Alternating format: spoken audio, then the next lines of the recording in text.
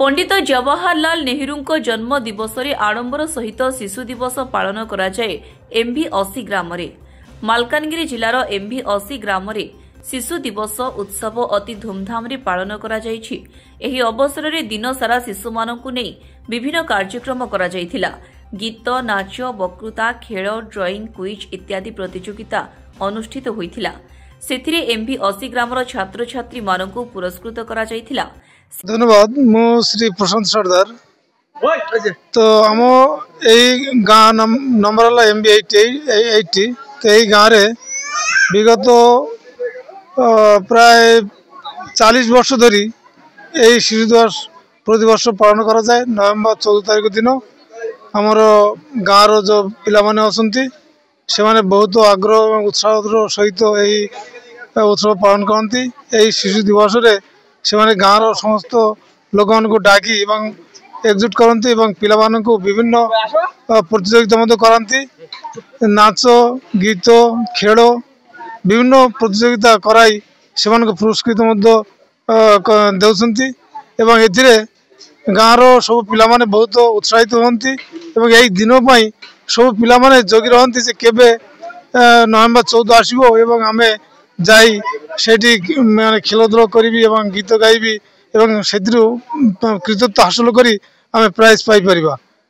तो यही अवसर में आमर गाँव युवक बिंदु मान को मु अशेष धन्यवाद देवी से अक्लांत परिश्रम कर एक सुंदर उत्सव पालन कर।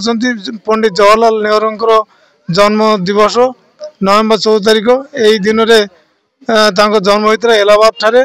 बापा स्वरूपा रानी एवं पिता विशिष्ट वकील श्री मोतीलाल नेहरू एवं से स्वाधीनता आंदोलन अवदान यथेष्ट रही। से आमर असहयोग आंदोलन भारत छाड़ आंदोलन आईन अमान्य आंदोलन सब आंदोलन से भाग नहीं बारंबार इंग्रेज मान विरुद्ध आंदोलन करी से काराबरण करते शेष भारत स्वाधीनता होगा पर से भारत प्रथम प्रधानमंत्री हो पार्थिला।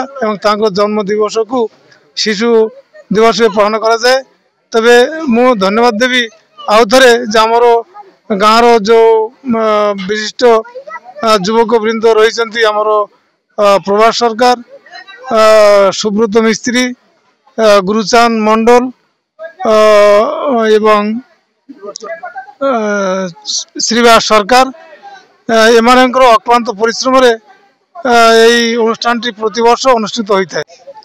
आज हूँ पवित्र शिशु दिवस।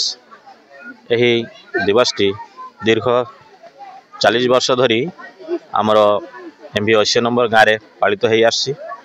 जो आम शैशव अवस्था थी से सब देखुलु आमर दादा माने जो शिशु दिवसटा प्रथम उद्घाटन करते से आम अनुप्राणित हो आज पर्यंत समस्त एकत्रित हो युव समाज छात्र छात्री को एकत्रित करी ये माने आगामी देश भविष्य सूचित करी प्रेरणा देवाई विभिन्न खेल वक्तृता गीत माध्यम उत्साहित करूँ एवं मन करदे से होती आमर आगामी दिन कर्णधार।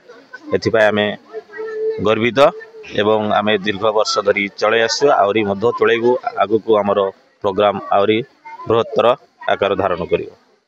शिशु मानकु नै एही दिन रे एही ग्रामर युवक माने एही शिशु दिवस प्रति वर्ष पालन करिथांती।